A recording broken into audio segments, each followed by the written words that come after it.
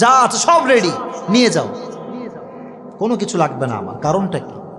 কারণ হচ্ছে ডাকাত এসেই ত্রাস সৃষ্টি করে, ধমক।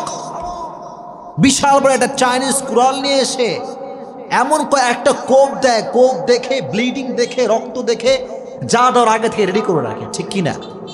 সব রেডি। মালাকুল মউত এসে ত্রাস সৃষ্টি করবে, বেনামাজিকে ধমক দিবে, বেনামাজি স্টপ, দাঁড়া, যাচ্ছিস কোথায়? Your time is over.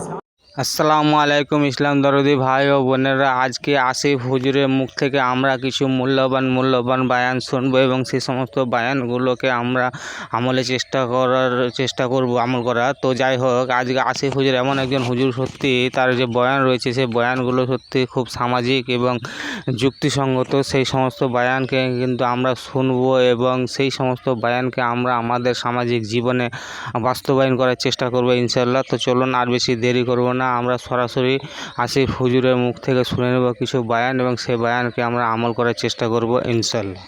প্রতিটা রুহু, প্রতিটা মানুষ মালাকুল মউতকে দেখতে পায়। আপনিও দেখবেন, আমিও দেখবেন। মুমিনদের সামনে এসে মালাকুল মউত একটা সাদা ধবধবে যুবকের বেশে আসে, এসে বলে, ইয়া আইয়াতুহান নাফসুল মুতমাইন্নাহ উখরুজি ইলা মাগফিরাতিল্লাহি ওয়া রিদওয়ানি। এসে বলে, হে প্রশান্ত আত্মা, আল্লাহর দয়া এবং মায়ার দিকে বের হয়ে আসো, কোন সুবহানাল্লাহ। কাফাম মিন আকফানিল জান্নাহ ওয়া হানুত মিন হানুতিল জান্নাহ। জান্নাত থেকে একটা রেশমি রুমাল নিয়ে আসে, রেশমি রুমালে জড়িয়ে ওই মুমিন ব্যক্তির রূহটাকে নিয়ে এসে ইল্লিনে চলে যায়। সুবহানাল্লাহ, কি সুন্দর মৃত্যু। আর যখন নামাজি বান্দার সামনে এসে মালাকুল মউত দাঁড়ায়, সুন্দর সাদা ধবধবে ড্রেস, আজরাইলের চেহারা এত বেশি সুন্দর হবে, মুত্তাকি বান্দা দেখার সঙ্গে সঙ্গে বলবে, আমার বন্ধু চলে এসেছে। সুবহানাল্লাহ, সুন্দর ড্রেস, সাদা পোশাক, ঝলমলে পোশাক পরে আসবে। আর যখন বলবে যে, এই মুত্তাকি, রূহটা বের করে দাও, বলা মাত্রই মুত্তাকি বান্দার রূহটা স্মুথলি, উইথাউট এনি পেইন, কোনো কষ্ট ছাড়াই বের হয়ে আসবে। সুবহানাল্লাহ পড়েন। আর যখন বেনামাজির রূহ কবজ করা হবে, যখন সুদখোরের রূহ কবজ করা হবে, যখন নবীর সুন্নাহের দাড়ি যে অনুসরণ করে না তার রূহ যখন কবজ করা হবে, যখন বেপর্দা নারীর রূহ কবজ করা হবে, তার সামনে মালাকুল মউত সুন্দর পোশাক পরে আসবে না, কালো কুৎসিত চেহারা, নীলাভ বর্ণের চোখ, দেখার সঙ্গে সঙ্গে বেনামাজির চোখটা উল্টে যাবে, সুদখোরের চোখটা উল্টে যাবে, মুখ দিয়ে ফেনা বের হতে শুরু করবে, থরথর থরথর থরথর করে কাঁপতে থাকবে, পালাতে চাইবে মৃত্যুর থেকে। আর একটা আওয়াজ সে করবে, লাআল্লি আ'মালু সালিহান ফীমা তারাকতু কাল্লা। সে মালাকুল মউতকে বলবে, give me on chance, give me on chance, একটা সুযোগ দাও। আজীবন নামাজ পড়ি না, আজ থেকে নামাজ পড়বো, সুদ খেয়েছি, আজ থেকে খাবো না। আল্লাহ বলবেন, আজকে কোনো ছাড় হবে না, কোনো ছাড় হবে না। কে আছে? ধরো তাকে, বেনামাজিকে ধরো। বেনামাজির রূহটা থরথর থরথর থরথর করে কাঁপবে। হাইওয়েতে মাঝে মাঝে ডাকাতি হয়, এটা আপনারা শুনছেন সবাই।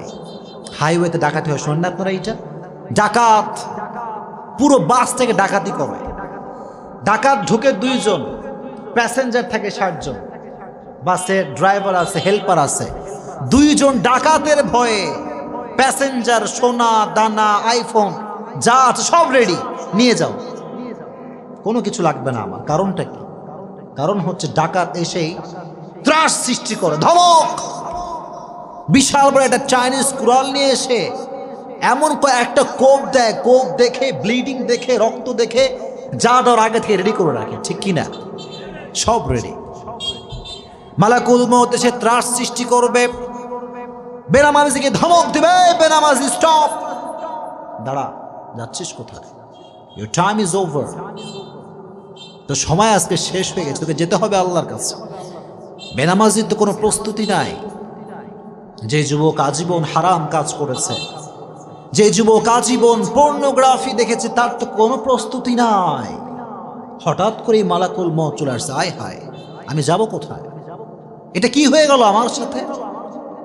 ভাবার কোনো সময় থাকবে না, পালাতে থাকবে মালাকুল মউতের থেকে। মালাকুল মউত থেকে টেনে হিচড়ে একটা জীবিত ছাগলকে জবেহ না করে তার চামড়া ছিললে যেই পরিমাণ কষ্ট হয়, তার চাইতে কমসে কম 70 গুণ বেশি কষ্ট দিয়ে বেনামাজি বেঈমানদের রূহকে কবজ করা হবে। জোরে কোন নাউজুবিল্লাহ। আল্লাহ এই কষ্টের থেকে আমাদের সবাইকে বাঁচাই দিও, কোন আমিন। জোরে কোন আমিন। ভাবলেও তো আমার এই যে হৃদয়টা কেঁপে উঠে যা, এটা কেমন কথা। এত কষ্ট হবে মৃত্যুর সময়, এত পেইন কেমন করে আমি সহ্য করব? আমাকে কেউ একটা ব্যাতের আঘাত দিলে তো আমি সহ্য করতে পারি না। যে মুরব্বী ঠান্ডা পানি দিয়ে উজু করতে পারে না, ঠান্ডায় থরথর থরথর করে কাঁপে, সেই মুরব্বী আজরাইলের বাজে চেহারা কেমন করে সহ্য করবে? কেমন করে তার দিকে তাকাবে? আল্লাহর হাবিব সাল্লাল্লাহু আলাইহি ওয়াসাল্লাম বললেন, তোমরা যদি মৃত্যুর যন্ত্রণা সম্পর্কে জানতে চাও, বনু ইসরাইল চলে যাও। বনু ইসরাইল যাও, ওখানে এই কবরস্থানে যাও। যাওয়ার পরে আল্লাহর কাছে দোয়া করো যে আল্লাহ তুমি একজনকে উঠায় দাও। হ্যাঁ বন্ধুরা, আজকের ভিডিও কিন্তু এই পর্যন্ত। এরপরে কিন্তু আবার আমরা নতুন কোনো একটা ভিডিও নিয়ে উপস্থিত হবো। তাই বন্ধুরা, আমার এই চ্যানেলটাকে যারা সাবস্ক্রাইব করবেন তারা কিন্তু প্লিজ দয়া করে সাবস্ক্রাইব করে নিও।